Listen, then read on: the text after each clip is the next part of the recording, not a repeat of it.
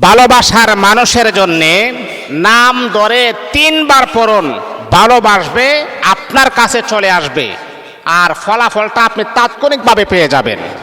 যেই মানুষটাকে আপনি ভালোবাসেন, মোহাব্বত করেন, এই ভালোবাসার মানুষ যদি আপনার কাছ থেকে হারিয়ে যায় বা চলে যায়, এটা যে কি পরিমাণ যন্ত্রণা, কি পরিমাণ কষ্ট যেই ব্যক্তি ভালোবাসার মানুষকে হারিয়েছে সেই ব্যক্তি কিন্তু হারে হারে বুঝতে পারে। মনে করেন আপনি আপনার স্ত্রীকে অত্যন্ত ভালোবাসেন, আপনি আপনার স্ত্রীকে অত্যন্ত মোহাব্বত করেন, অথবা আপনি আপনার স্বামীকে অত্যন্ত ভালোবাসেন অথবা মোহাব্বত করেন। আপনার স্বামী যদি আপনার কাছ থেকে চলে যায় বা অন্য কোনো নারীর সাথে পরকীয়াতে লিপ্ত হয়, তাহলে এটা আপনি কি সহ্য করতে পারবেন? কারণ আপনি নিঃস্বার্থভাবে আপনি আপনার স্বামীকে মোহাব্বত করেন, কিন্তু আপনার স্বামী অন্য নারীর প্রতি তার একটা আকৃষ্ট আছে, আসক্ত হয়ে আছে। এই জিনিসটা জানার পরে একজন নারী কখনো সুস্থ থাকতে পারে না, মানসিকভাবে সে অসুস্থ হয়ে যায়। ঠিক তদ্রূপভাবে আপনার প্রিয় মানুষ, আপনার স্ত্রী যদি মনে করেন আপনার সংসার করবে না এরকম ডিসিশন নিয়েছে, তাহলে এই জিনিসটা আপনি যখন জানবেন এটা আপনার কাছেও খারাপ লাগবে। এখন অনেক সময় আছে কি জানেন, যে আপনি একটা নারীর সাথে আপনি সম্পর্ক করেন বা তাকে ভালোবাসেন বা মোহাব্বত করেন, তে মোহাব্বত তো হয়ে যায়, আমাদের স্বাভাবিক হয়ে যায়। তে মোহাব্বত যেহেতু হয়ে গেছে, অনেক ছেলে আছে এমন, হুজুর হ্যাঁ এই মেয়েটাকে আমি মোহাব্বত করি, আমার জীবনে অনেক সুযোগ ছিল তার সাথে হারাম কাজ করার জন্য, কিন্তু আমি করি নাই। কেন করি নাই? আমার আল্লাহকে আমি ভয় করি, জাহান্নামকে আমি ভয় করি, কবরের আযাবকে আমি ভয় করি। আমি সিদ্ধান্ত নিয়েছি যেই দিন তাকে আমি কবুল বলবো, হালালভাবে যেই দিন আমি তাকে বিবাহ বন্ধনে আবদ্ধ হব, সেই দিন আমি তাকে টাচ করব, এর আগে কখনো আমি টাচ করব না। এখন তাকে আপনি পিওরভাবে ভালোবাসেন, কিন্তু সে আপনাকে ধোঁকা দিচ্ছে, সে আপনার সাথে অভিনয় করতেছে, সে আপনার সাথে টাইম পাস করতেছে। এখন যদি যাকে আপনি এতটাই মোহাব্বত করেন, এতটাই ভালোবাসেন, সে যদি চলে যায়, তাহলে আপনি কি করবেন? আমি আপনাকে বলছি, এই আমলটা আপনি করুন, নাম ধরে 3 বার পড়ুন, পাগল হবে আপনার জন্যে, এবং সে নিজের স্বেচ্ছায় আপনার সাথে যোগাযোগ রাখবে আর বলবে সম্পর্কটা আমরা টিকিয়ে রাখবো ইনশাআল্লাহ।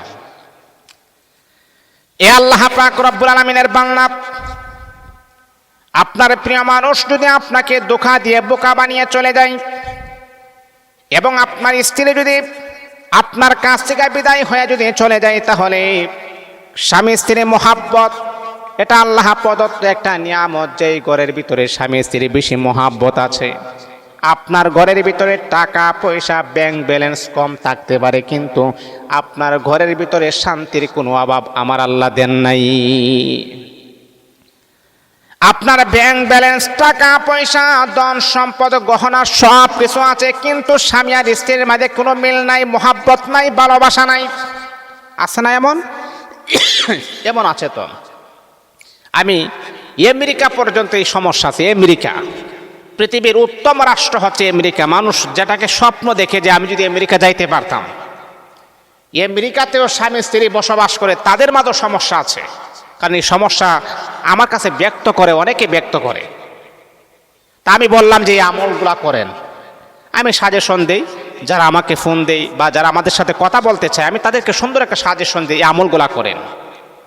পৃথিবীর শ্রেষ্ঠ উত্তম রাষ্ট্র আমেরিকা, যেটা মানুষের কল্পনার সাগরে আনে, যদি আমি এই দেশে যাইতে পারতাম, সেই দেশে যাওয়ার পরও স্বামী স্ত্রীর মাঝে কোনো মিল মোহাব্বত নাই, ভালোবাসা নাই, তাহলে আমি তাদেরকে বলি যে আমলটা করেন। যদি এমনটা যদি হয়, তাহলে আপনি আপনার প্রিয় মানুষটার নাম নিয়ে, প্রিয় মানুষটার নাম ধরে যদি আপনি এই আমলটা যদি আপনি করতে পারেন, তাহলে অবশ্যই দেখবেন আপনার হারানো ভালোবাসা আবার ফিরে আসবে। সে আপনাকে মোহাব্বত করে, আগে যেই পরিমাণ মোহাব্বত করতো, আগে যেই পরিমাণ আপনাকে ভালোবাসতো, সেই পরিমাণ ভালোবাসা আপনাকে দিবে। তাহলে আমলটা কখন আপনি করবেন? ও বন্ধু, আমলটা হয়তোবা ফজরের পরে আপনি করবেন, অথবা এশারের পরে করবেন।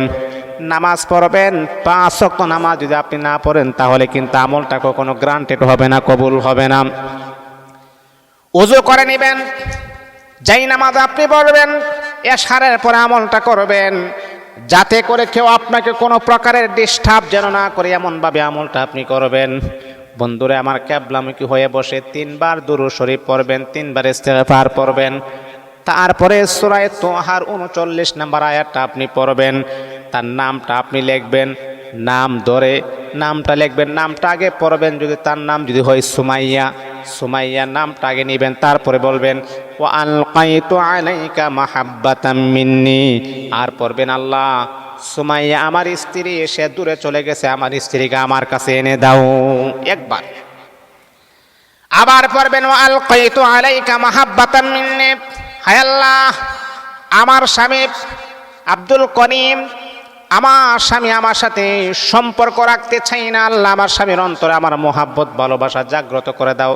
এইভাবে আপনি পড়বেন। যদি আপনার প্রিয় মানুষের নাম হয়, প্রিয় মানুষের নামটা নিয়ে আপনি এইভাবে আপনি 3 বার আয়াতটা পড়বেন আর বলবেন, ইনশাআল্লাহ কয়েকদিনের ভিতরে দেখবেন আপনার প্রিয় মানুষ আপনার জন্য বেকার হয়ে যাবে, গোলাম হয়ে যাবে।